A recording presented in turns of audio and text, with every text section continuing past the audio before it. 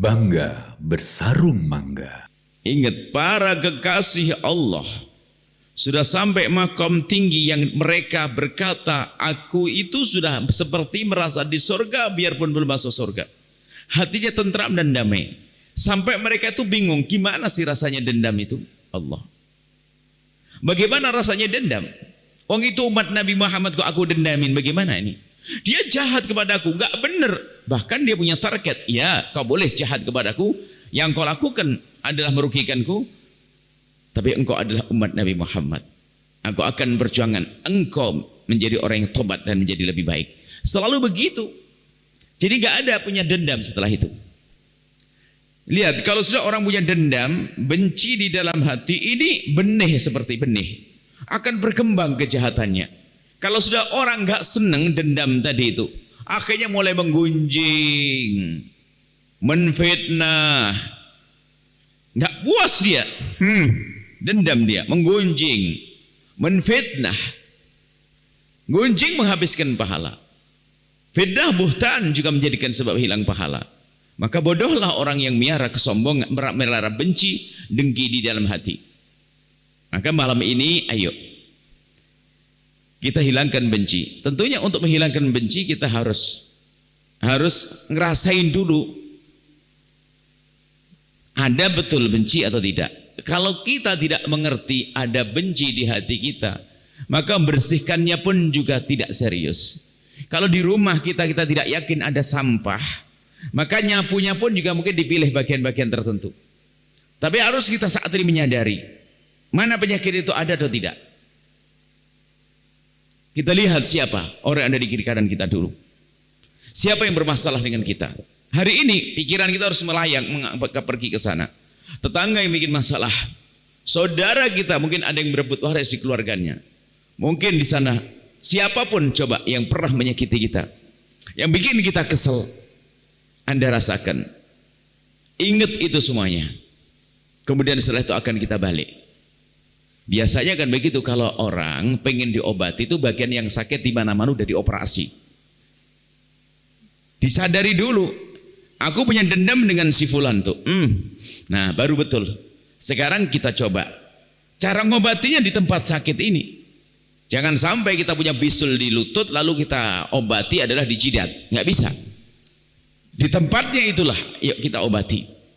Sekarang ayo kita lihat diri kita sendiri. Siapa yang punya masalah dengan kita? Kita harus jujur.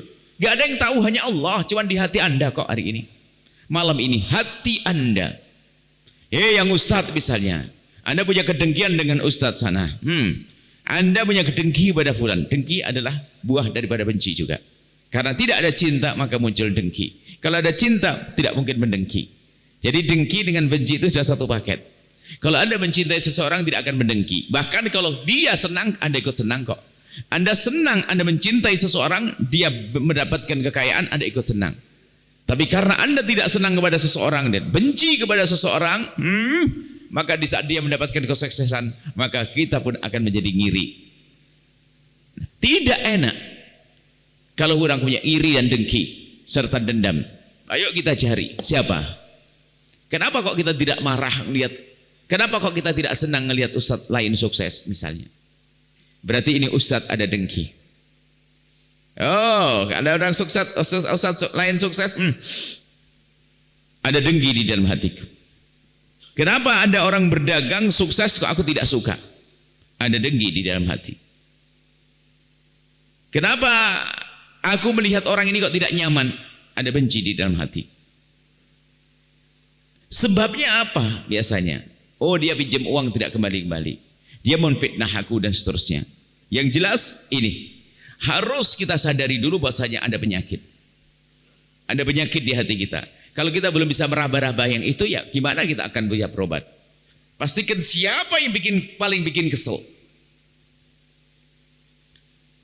Umat Nabi Muhammad yang mana yang bikin kesel kepada kita? Wah, sebesar apapun dia.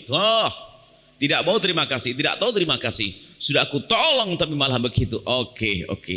Berarti ini aku merasa ada dendam di dalam hatiku. Maka malam ini harus kita selesaikan.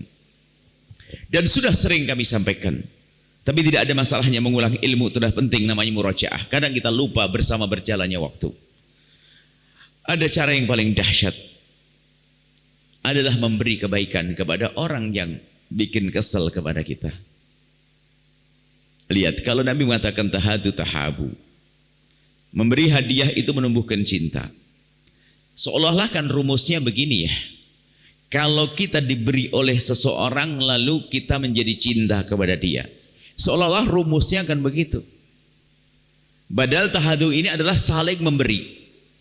Jadi justru kalau Anda lagi marah kepada seseorang, lalu Anda memberikan kebaikan, ada orang bikin kesel kepada Anda.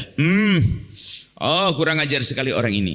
Kemudian Anda balas dengan kebaikan. Anda beri kebaikan kepada orang tersebut. Anda beri, bukan sekedar dia menjadi berubah mencintai Anda, tapi hati Anda mulai luluh. Akan berkurang dendam. Memberi kebaikan. Loh, ini berat sekali. Mungkin orang kan berhujah, kurang enak aja, udah kurang ajar, ngapain aku kasih, ngapain aku bantu, ngapain aku tolong. Nah, kalau dia mempertahankan rasa itu, dia terus akan tersiksa. Harus kita lawan. Namanya berjuang harus seperti itu. Ini kita ingin sukses, gak ada enak-enakan. Untuk menjadi sukses, untuk menjadi orang punya pangkat tinggi, mulia di hadapan Allah, harus ada perjuangan. Memberi kebaikan, biasa memberikan kebaikan. Paling tidak, jangan membalas dengan ketidakbaikan. Suatu ketika ada orang bertanya kepada Rasulullah, ya Rasulullah, ada orang diperlakukan dengan baik lalu dia membalas dengan kebaikan. Dijawab, ya wajar dong.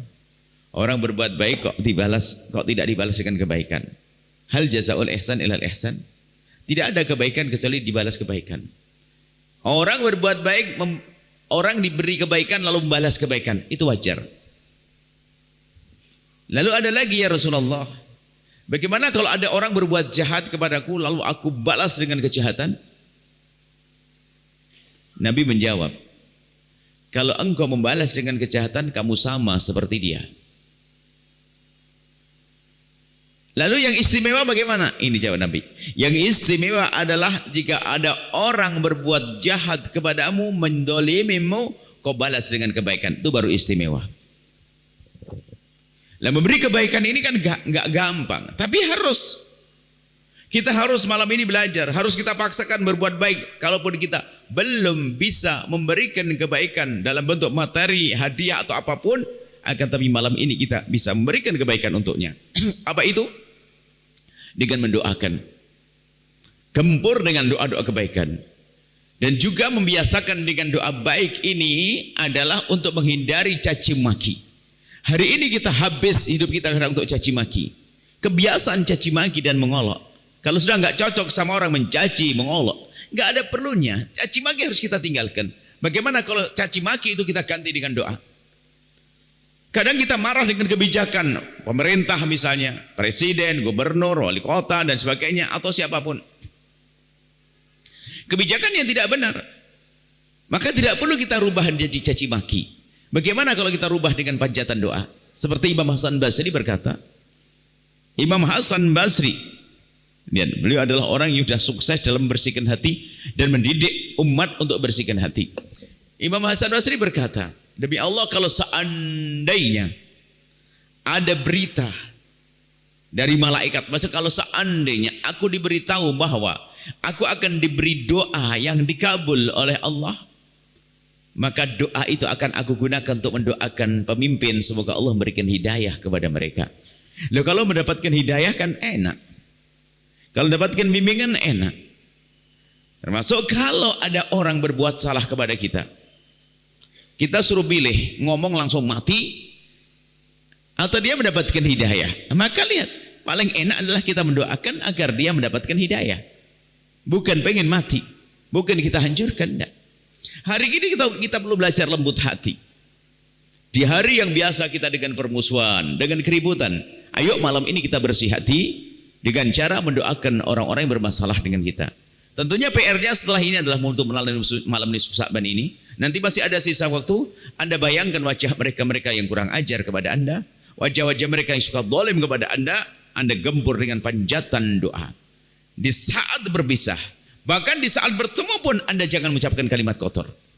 Ini juga yang kami serukan selama ini di dalam rumah tangga itu. Jangan sampai ada kalimat kasar antara suami istri. Jangan ada mengangkat suara. Jadikan rumah kita rumah cinta. Jangan biasa dengan keributan di rumah tangga. Cemberutnya seorang istri, kerasnya seorang suami. Mulai kapan cemberut muka masam menjadikan sebab tumbuh cinta? Tidak ada. Mulai makan bentakan seorang suami menumbuhkan cinta? Tidak ada. Tapi karena ada suami yang suka bentak istrinya. Ini kan harus dijadikan bahan renungan. Di malam yang mulia ini kita renungi. Makanya jangan juga kita luput. Kita bicara tentang dendam kepada orang yang jauh di sana harus kita hilangkan. Dendam kepada tetangga, dendam kepada rekan kerja. Kita marah dengan mereka. Cuman kadang orang yang sibuk membersihkan hati dengan orang di luar, tapi dengan yang di dalam pun tidak baik. Dengan istrinya tidak baik, dengan suaminya tidak baik, dengan anaknya tidak baik, dengan ayahnya tidak baik. Picik dia. Yang lebih utama untuk dibenahi harus dibenahi. Maka malam ini akan kita beresin semuanya. Siapa yang direbut warisnya oleh saudaranya? Jangan diomongin.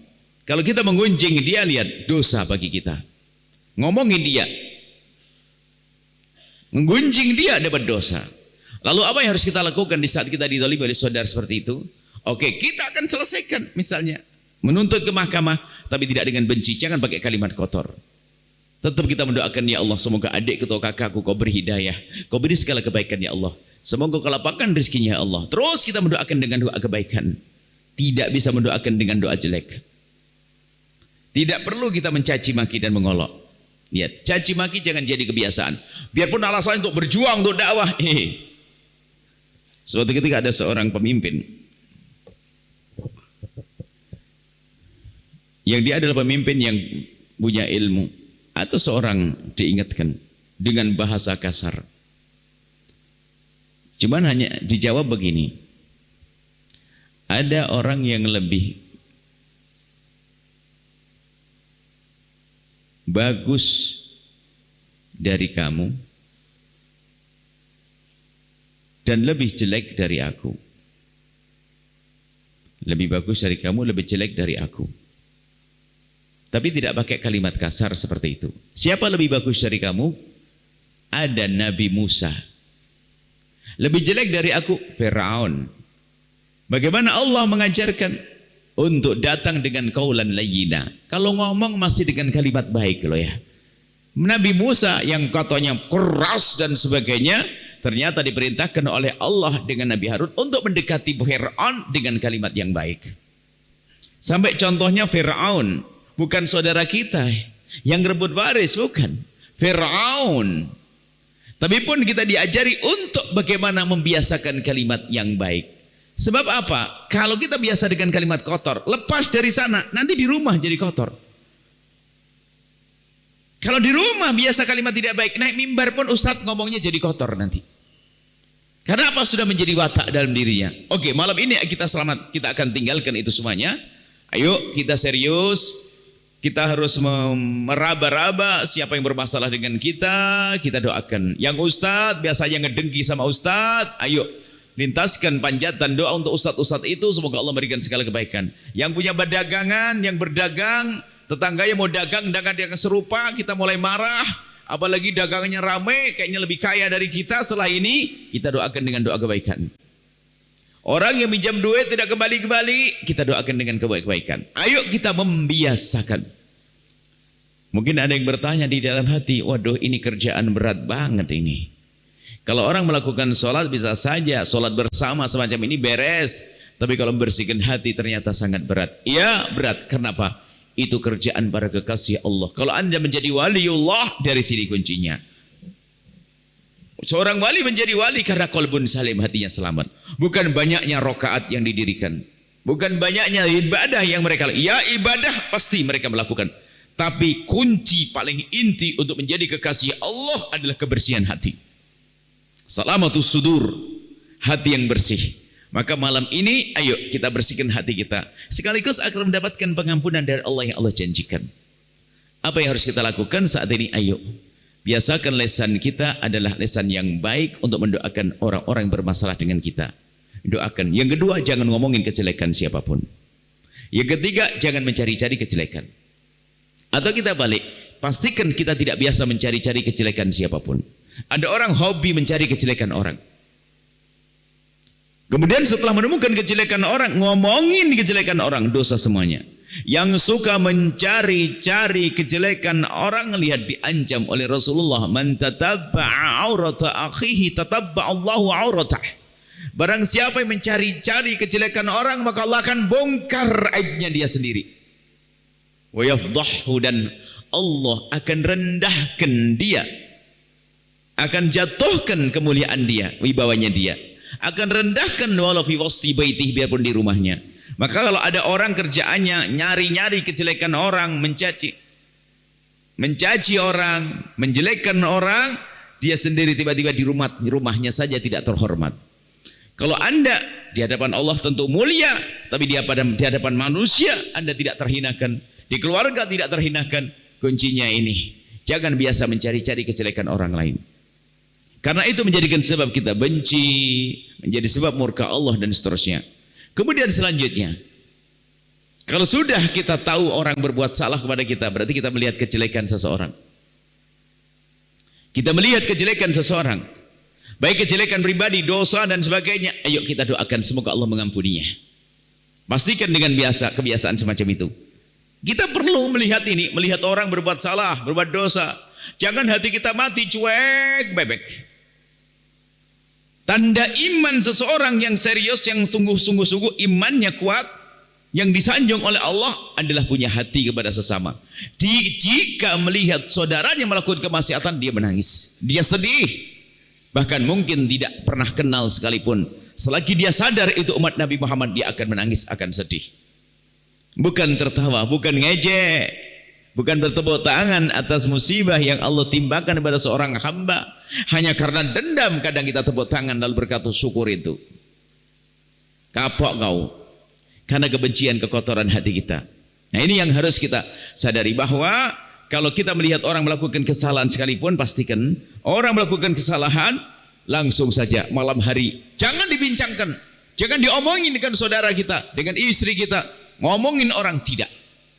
Tak boleh. Akan tapi menghadaplah kepada Allah, ya Allah ampuni dia. Hati-hati orang ahli tahajud, orang puasa, orang yang punya hafalan Quran, yang punya zikir ribuan, kadang-kadang kelemahannya adalah di dalam lesannya. Lesannya celekit kalau ngomong, suka nyakiti orang. Kalau ngomong, masya Allah, ya bisa jadi waktu tahajudan dia gunjing ngomongin orang. Hatinya biasa dengan ketidakbaikan, kotornya hati. Gambarannya lagi tahajud atau pulang malam begini nih. Pulang ke rumah, tatanya di depan rumah ada tetangga kita laki perempuan satu, anak gadis baru dianterin oleh tetangga, oleh orang lain. Wah, sudah omongan kita semalam habis. Gimana itu anak, orang tua nggak bisa didik, anak perempuannya keliaran. Mungkin kami membuat gambaran begini, lagi tahajudan suami istri, di kampung kan gang-gang kecil begitu, ada sepeda motor malam-malam jam 3, begitu. Sang istri nengok, ngintip begitu. Di saat ngintip, korden dibuka begitu, ada anak tetangga perempuan diantarkan laki-laki. Baru doa, nangis-nangis, ngomong sama suaminya, bang, anak tetangga, kenapa? Kok bisa malam-malam begini? Diantarin laki-laki, astagfirullah, dari mana aja itu? Suaminya rupanya dahsyat lagi, lebih hebat daripada sang istri. Oh, nurun rupanya. Ibunya juga biasa dibawa laki-laki. Inilah kita tahajudan baru nangis katanya. Baru tahajudan ngomongin orang, dan alangkah banyaknya orang di saat melakukan kebaikan karena dia merasa baik, merasa lebih baik dari orang lain, begitu mudah ngomongin orang lain. Kalau memang kebaikanmu itu adalah benar-benar karena Allah, melihat orang lain melakukan kemaksiatan, biarpun dia bukan sanak, bukan kerabat, bukan saudara, dia akan sedih, menangis. Hatinya hidup. Mustahil orang semacam ini punya dendam setelah itu. Sedih, melihat tetangga tidak sholat sedih, melihat tetangga minuman keras sedih, bukan mencaci dan mengolok. Melihat ada berita perzinahan di tetangga menangis. Cuman kadang hari ini kita belum punya kesedihan, hati kita mati. Mungkin kita keluar dari tempat mulia semacam ini, mungkin lewat alun-alun, terminal atau apa saja keramaian. Ternyata di situ kita melihat Anak seorang perempuan dengan baju yang setengah badan barangkali. Setiap ada mobil lewat lalu melambaikan. Anda faham bahwasanya itu wanita mengajak orang untuk berzina.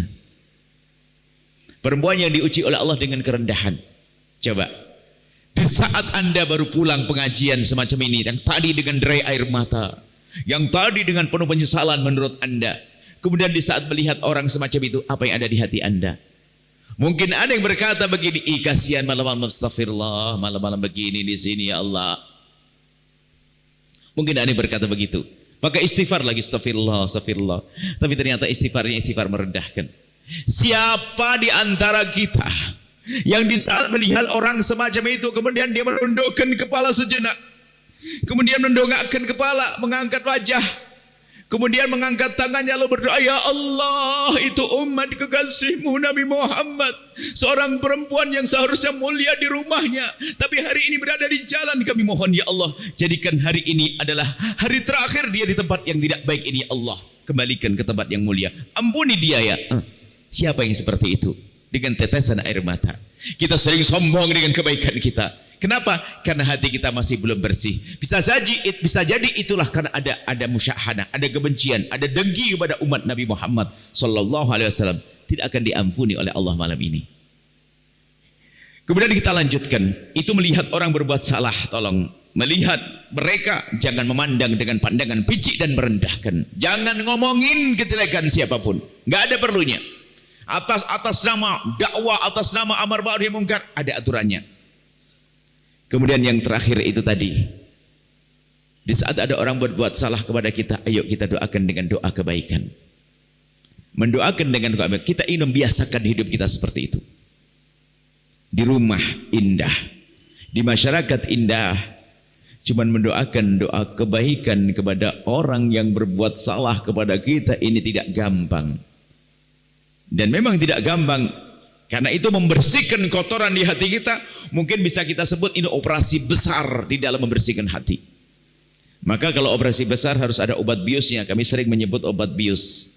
Sekarang kami beri obat bius sederhana sekali, agar Anda setelah ini dijamin akan mampu mendoakan orang yang berbuat salah dan kurang ajar kepada Anda. Karena obatnya diberi oleh Rasulullah sallallahu alaihi wasallam. Ada satu riwayat hadis dari Abi Darda, Anin Nabi sallallahu alaihi wasallam. Imam Muslim meriwayatkan hadis, "Ma min 'abdin muslimin yad'u li akhihi al-muslimi 'ala dhahril ghaibi illa wa qala al-malaku wa laka bimithlin." Tidak ada seorang mukmin yang mendoakan orang lain yang saat orang itu tidak ada di hadapannya. Yang makna tidak ada di hadapannya memang tidak ada beneran, tidak ada di depan matanya. Yang kedua maknanya adalah lagi bermusuhan. Kalau ada orang bisa mendoakan orang lain yang lagi bermusuhan dengan dia, yang tidak cocok dengan dia, maka malaikat mendoakan walaka bimithlin, engkau mendapatkan seperti yang engkau panjatkan dalam doamu. Maka para ulama menyebutkan ini, Anda fahami makna ini. Doa, ada doa yang sangat mudah dikabul oleh Allah tapi sangat dilupakan oleh hamba Allah, yaitu doa dengan cara pantulan, bukan doanya orang egois. Ya Allah, jadikan anakku anak-anak hebat, soleh, alim. Ya Allah, jadikan aku, anakku, usahaku, bisnisku. Itu biasanya doanya orang sombong, bisa saja begitu. Karena dia ingin menjadi orang paling kaya, biar anaknya paling hebat, menjadi sombong dirinya. Kadang susah dikabul oleh Allah. Tapi doa yang dahsyat lagi adalah sambil membersihkan hati kita dengan pantulan, agar didoakan oleh malaikat. Ya Allah, itu anaknya tetanggaku yang kurang ajar itu ya Allah. Itu anaknya orang yang pinjam uang kepadaku enggak balik-balik ya Allah. Jadikan dia anak yang soleh, anak yang baik, anak bisa menjadikan sebab kemuliaan orang tuanya ya Allah. Kalau pengen anak kita baik, doakan anaknya orang yang bermasalah dengan kita. Cari itu. Cari siapa yang kurang ajar kepadaku. Oh dia. Ya Allah, semoga anaknya menjadi anak yang baik ya Allah, anak yang soleh ya Allah. Walaka bimithlin, malaikat mendoakan kamu dapat duluan. Anakmu yang akan dididik dulu oleh Allah. Orang yang bermasalah tadi, pinjam uang tidak kembali, menfitnah saudara yang merebut waris, gempur setiap malam dengan doa kebaikan. Malaikat menjawab, engkau akan mendapatkan duluan. Lihat, dengan janji semacam ini akan indah. Maka pastikan setelah ini rugi kalau Anda doakan doa kejelekan. Ada satu riwayat disebutkan kalau kita mendoakan jelek kepada orang, ada memang orang yang didoakan jelek itu ada. Ada orang yang boleh didoakan jelek. Tapi jangan-jangan kita salah. Mungkin dia berbuat zalim kepada kita. Kita bisa saja doakan jelek kepada dia. Tapi jangan-jangan dia berbuat zalim kata kita memulai dulu. Sehingga doa-doa yang kita panjatkan tidak sampai kepada dia. Doa jelek yang kita panjatkan untuk orang, kalau orang itu layak didoakan, ia akan kena ke dia. Tapi kalau dia tidak layak didoakan, akan dikembalikan ke kita. Makanya tetap rugi deh doain kejelekan itu. Maka yuk biasakan lisan Anda untuk tidak mendoakan jelek, doakan kejelekan kepada siapapun. Nah kalau ini jadi budaya di rumah Anda, Masya Allah. Dia dari Anda tidak mau mencari kesalahan orang, Anda tidak mencaci dan mengolok. Kemudian setelah ada orang buat salah, lalu Anda doakan dengan kebaikan. Apa yang Anda temukan di rumah Anda? Rumah mesra, rumah indah, rumah bahagia. Tidak ada suami istri saling caci dan saling olok. Tidak ada suami istri saling merendahkan, dan tidak ada suami istri saling mendendam. Di dalamnya bukan orang dendam, keindahan. Alangkah indahnya hidup. Termasuk yang kami serukan di tahun ini adalah damai di dalam keluarga. Tentunya untuk mencapai kedamaian yang sesungguhnya, tadi yang kami sampaikan. Suami istri tidak perlu saling olok. Dengan orang lain saja nggak boleh, apalagi dengan pasangan. Maka seorang suami yang biasa mengangkat suara dengan istrinya lebih mencaci, itu adalah iblis pakai kopiah dia. Dia merusak rumah. Seorang perempuan juga begitu, mengangkat suara mencaci suami, dia adalah perusak dalam rumah. Pastikan rumah tangga Anda indah. Kalau Anda memang orang yang punya kesalahan, tobat. Akan tapi ketahuilah, penutup omongan kami yang sepanjang ini tidak akan berguna bagi Anda atau bagi siapapun yang punya sifat dua ini. Kalau Anda tergolong orang punya sifat berikut ini, maka omongan ini percuma. Sampai di rumah-rumah sih tetap. Siapa? Orang yang tidak pernah mau mengoreksi diri dan hanya senang menyalahkan orang lain. Apalagi pasangan. Kalau dengan pasangan ada orang egois, tidak bisa menyadari, biarpun seorang suami, ustadz barangkali, tetap manusia bisa salah. Kadang dia tidak mau merasa bersalah. Lah ini, menyalahkan orang terus. Jadi kalau ribut, kamu, tidak pernah menyadari. Dan kalau orang semacam ini repot dalam hidupnya, tidak pernah menyadari dirinya. Biarpun yang salah pasangan, dia harus meraba-raba. Jangan-jangan dia berbuat salah sebabnya aku. Indah. Ini kalau orang dengan kesombongannya semacam ini gayanya iblis. Tidak bisa benar di rumah tangga. Dinasihati nggak bisa. Dinasihati nggak bro. Hanya iya tok, tapi sampai di rumah tetap saja. Nyaci istri, nyaci suami, ngolok istri, ngolok suami, dengan tetangga bermusuhan. Kenapa? Dia merasa benar. Nggak sadar tentang kesalahan dirinya, nggak mau koreksi diri. Maka ketahuilah, omongan yang kita dengar saat ini, pastikan untuk aku, bukan untuk orang lain. Aku tadi ada ngomong dendam, aku yang dendam, dia mencaci aku, saya mencaci aku. Kemudian yang kedua adalah ini yang pertama ini adalah kelasnya iblis. Iblis kalau dinasihati nggak mau sadar. Tahu iblis? Dinasihati, dia melakukan, dilarang, jangan sujud hormat kepada Nabi Adam. Nggak mau dia sujud hormat. Ditanya kenapa kok sujud? Mengatakan ana khairun minhu. Aku lebih bagus dari dia. Lihat, ini model-model iblis. Suami kalau diingatkan sama istri langsung malah membantah, banyak rewel, banyak beralasan, pasti dia adalah turunnya Nabi Adam, tapi akhlaknya akhlak iblis. Istri diingatkan sama suami masih membantah, ketahuilah itu adalah turunan iblis. Ngikuti iblis. Maka dari itu ayo rumus hidup. Jika ada sesuatu yang disampaikan pasangan kita dalam irama sehat, biarpun kayak apa caranya, pasti tahan diri Anda. Anda berusaha untuk menerima agar suasana saling menasihati hidup. Tapi kalau seorang suami diingatkan oleh seorang istri langsung mentak, diam kau, cerewet, ngomong begitu, besok sang istri tidak mau lagi mengingatkan. Awal kehancuran di rumah itu. Sehingga jika terjadi kebongkaran, sang istri tidak mau lagi berani mengingatkan. Kenapa? Suaminya marah-marah. Atau di rumah, seorang suami mengingatkan istri langsung cemberutnya seminggu.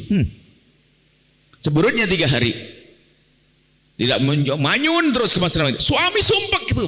Sehingga terjadi kesalahan berikutnya, maka sang suami tidak mau mengingatkan. Kenapa? Daripada cemberut. Maka awal kehancuran.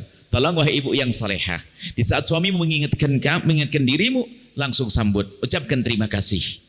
Besarkan hatinya agar di depan hari masih terus berani mengingatkan. Dan Anda sebagai seorang suami imam, biarpun imam, ketahuilah Nabi Muhammad pun lihat, Nabi Muhammad imam, seorang imam yang tidak pernah bersalah, tapi Tuhan juga mendapat juga dengan ketawaduannya minta pendapat kepada istrinya. Biarpun Anda seorang imam, diingatkan oleh seorang istri, sambut dia, jangan dibikin dia takut. Nah, ini adalah yang harus kita biasakan di dalam kehidupan kita. Yang kedua, orang yang tidak bisa menerima nasihat yang tidak berguna adalah orang yang menyerah dengan wataknya. Memang saya begini dari sononya, udah dasar sononya apa itu? Nggak mau berubah karena mentalnya, beralasan mental. Awas, mental katanya. Saya kena mental, maka harus tahu diri. Yang kena mental itu seperti orang kena koreng, berobat. Jangan menjadikan orang harus memaklumi terus. Jadi ada orang wataknya, memang saya dari suku, nyebut sukunya. Mungkin saya dari Jawa kok, saya dari Sunda, dari Batak, dari Madura. Dia membawa sukunya kadang-kadang. Wong yang keras dia kok ini bawa sukunya. Ada orang nggak bisa dinasihati. Tidak boleh Anda mengatakan, memang saya dari sini, kalau mau ya sudah, kalau mau ya sudah. Wah, ini repot ini. Rumah tangga kalau ada orang manusia ini, dia adalah iblis pakai kopiah. Saya tegaskan begini, kenapa? Saya rindu rumah Anda bahagia. Rumah Anda indah, kehidupan Anda indah. Jangan ada orang keras kepala. Tidak boleh ada keras kepala di rumah. Anda sadar. Biarpun katanya, biasanya justru ciri-cirinya hati-hati. Orang yang keras kepala, pendengki, penggunjing, itu kadang-kadang diuji oleh Allah dengan senang ibadah, Quran 3 kali sehari, khatam, ahli zikir, dekat kepada Allah seolah-olah, tapi dengan manusia celekat-celekit kalau ngomong. Baik, ini yang bisa kamu hadirkan pada kesempatan ini. Insya Allah pulang ke rumah masing-masing. Ayo, hari ini, malam ini masih ada waktu. Setelah kita melakukan sholat tasbih, kemudian kita doa. Ayo renungi, siapa yang bermasalah dengan Anda? Para ibu, mantan suami yang bikin kesel, dolim selama hidup, sampai Anda punya anak berapa didolimi, doakan dengan doa kebaikan. Mantan istri yang bikin kesel, melakukan kesalahan banyak, sudah pisah, kan sudah pisah, maka doakan dengan doa kebaikan. Nggak perlu dendam, supaya tidak terjadi broken home. Kadang-kadang dendam panjang kisahnya. Lihat, cerai sudah 10 tahun yang lalu, ternyata sering disebut-sebut depan anak. Tahu enggak kau ayahmu dulu? Mulai dari kau bayi tidak pernah perhatikan kau kayak gini. Dihajat kebencian. Kebencian di dalam hati, gunakan untuk merusak anaknya. Mantan suami, mantan istri, saudara yang rebut waris, pokoknya bikin kesel-kesel kelas berat itu, malam ini kita gempur dengan kebaikan. Baru istimewa. Anda pilihan Allah yang sesungguhnya. Nggak ada perlunya jadi orang yang biasa ngomong kasar, ngomong jelek, mendoakan dengan doa kejelekan. Kadang kita ini ingin doa. Mungkin ada satu kejadian, seorang pemimpin kejahatan. Doa pengen dia, Allah hancurkan dia ya Allah. Pengen ngomong gitu. Tapi dia muslim. Pengen ngomong hancurkan dia. Kalau suruh milih kepada Allah, suruh milih oleh Allah, doa akan dikabul, mending kita doain, ya Allah jadikan dia tobat dan sadar. Sebab kalau dihancurkan dia mati, anak buahnya masih kurang ajar. Tapi kalau dia tobat, anak buahnya akan digarap, beresin. Jadi tetap lebih bagus doain doa yang baik sudah. Selamat tinggal mendoakan yang jelek sudah. Anda orang-orang baik, Anda orang istimewa, dan insya Allah termasuk orang yang malam ini Anda mendapatkan pengampunan khusus dari Allah. Kenapa? Anda telah menghilangkan musyahanah, kebencian, kedengkian di dalam hati Anda malam hari ini. Insya Allah. Tolong nanti setelah ini catat orang-orang kurang ajar kepada Anda yang bermasalah dengan Anda, dahulukan sebelum doakan anak-anak. Saya doakan anak-anak paling terakhir. Jika ada yang mengganggu saya dahulukan itu dari anak saya. Kenapa? Kami tidak mau mendoakan anak-anak dalam keadaan hati saya masih dendam kepada orang. Tak habisin dulu orang-orang yang kurang ajar itu. Ya Allah, lapangkan rezekinya, beri kebaikan untuk anaknya. Baru kita doakan anak kita bersih, hebat untuk anak-anak kita. Begitu. Beresin dulu itu penghalang-penghalang doa itu. Orang-orang yang kurang ajar kepada kita. Kita doakan dengan doa kebaikan, baru doakan anak-anak kita. Yakini inilah ilmu. Inilah ilmu yang kita butuhkan hari ini untuk menjadi bahagia di dunia hingga kelak di surga.